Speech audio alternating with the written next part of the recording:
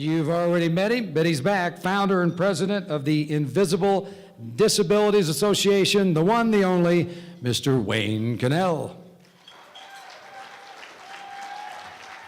So who is invisible? I don't know if some of you have seen of our new business cards where the eyes cut out, and I hope you get a chance to get one tonight from one of our board members. But who is invisible? There's three types of people who are invisible.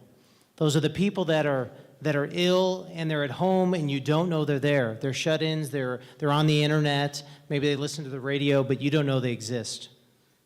There are those whose illness is not readily apparent. That could be the person sitting next to you. You don't know if they have diabetes or they have MS or they have a heart condition or any number of different illnesses that may be bipolar, who knows? But you can't tell by readily looking at them. And the third kind is people whose symptoms might be invisible. You might be in a wheelchair, but the wheelchair is not necessarily a limiting factor. You may have chronic pain, you may have some sicknesses or illnesses that impede you from doing things. So those are the people who are invisible, who we want to reach out to. So why the name change? Some of you may not know this, but we changed the name of the organization this year. It was, for the last 13 years or 14 years almost, the Invisible Disabilities Advocate. And this year we changed it to the Invisible Disabilities Association. Now we're still an advocate. We're not changing being an advocate, but we wanted to link up a little bit more, broaden our scope. And so I want to tell you about our three pillars that we have. Our three pillars are encouraging, educating, and connecting. We encourage through our website. If you've had a chance to be there, we just updated the entire website after 14 years. It was just an amazing thing. And so now we'll be able to keep content updated more easily, share with more people.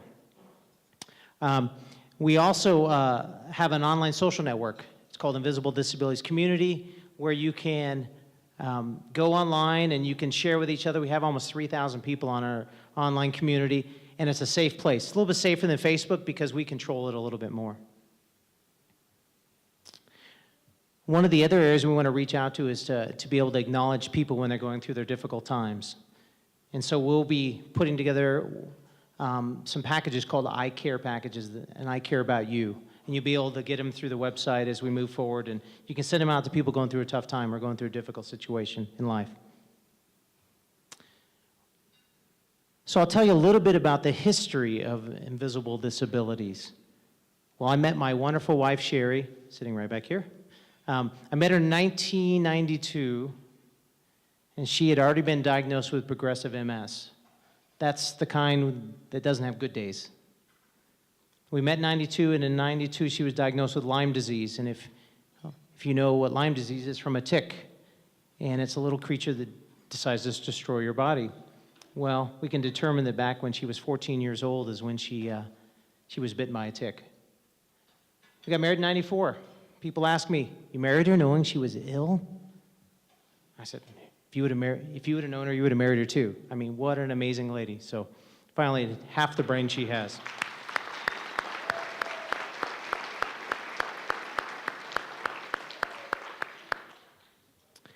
Well, in 97, we launched our first website, invisibledisabilities.org, because we wanted people to just understand when you can't see that it's real. And Sherry coined the phrase back in 1996. She said, you know, people just don't know me. They can't tell. They don't know that I was an actress and a singer and a dancer. They can't tell by looking at me. So we put it online and it went crazy. We had no idea there were people all over the world that were dealing with the same thing. And sometimes their family members didn't understand it, especially when the doctors can't find a diagnosis and it goes on and on and on. And people feel like they're lost. We have family members that we get stories of people, they're told they're just being lazy or they're just making it up because nobody really can be that sick. But these are people that maybe for 35, 40 years have been healthy, then all of a sudden they're not. And so we want to reach out to them. We wrote a little book called But You Look Good. You can pick some up on your way out if you'd like to purchase one tonight. Little 60-page book. We've sent 16,000 of these around the world just from our website. You can't get them anywhere else right now. And we've had husbands with them on their pillow. We had a couple from New Zealand, and the husband read it straight away. and he brought his wife tea in bed the next morning. He got it. We see that happening a lot. See mothers with their adult daughters who get it. They read the book. It's amazing. We had no idea. People order 30 at a time, and they send them to all their friends and family, hoping that they'll get it. So what do we want to do as an organization? Well, of course, if we did everything right, we would cease to exist in an organization, and it wouldn't be invisible anymore. But that would be a long ways out there. But we want to change the culture. And how do you change the culture? That's like a big thing to do. Well, you change it through communities. We change it through the family community and the workplace community and the social community and the faith-based community. And you just go into those communities and you help people bring belief. And when those communities start to overlap, you start to change culture. And these people aren't invisible anymore. And what they're going through is not invisible anymore, and they're not alone. So it's belief versus understanding. You hear this, if you haven't been there, you can't understand, and that's true. I don't understand. I can't relate with what my wife goes through every day, you know, and the pain and the overwhelmingness and what many of you do. You know, when you go to work and it hurts, and you still go to work, or maybe you can't work anymore. But what we want to bring is belief. If somebody says, hey, you know, I can't ride in the car very far. It's not my point to say, well, but you rode in the car last week, or you look like you can ride in the car far. So it's the belief of when somebody says they can do something versus somebody says they can't do something, we believe in both ways. So I think I'd like to pass something out. Do we have some stuff we can pass out to the tables? We're going to pass something out here. Everybody take one of these and pass it around your table. They're going to put these little bags. You can just put the bags on the table. There's 10 in each bag, and just hand the bag to them, and they can pass them out.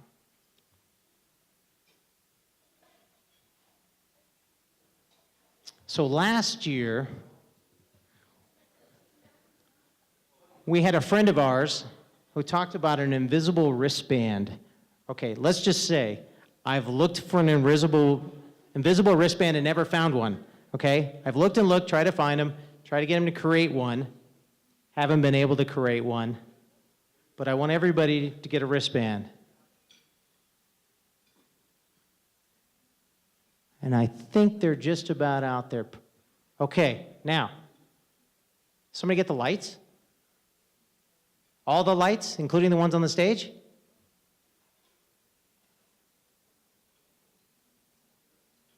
And they should be glowing.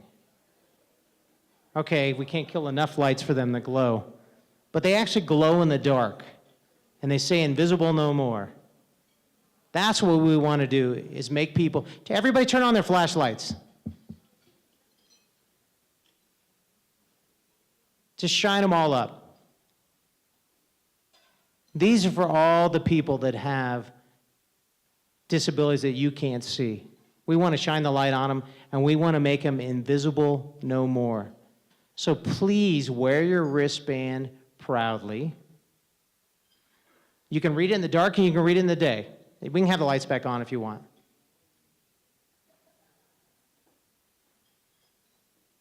So that's as close as we could get to an invisible wristband.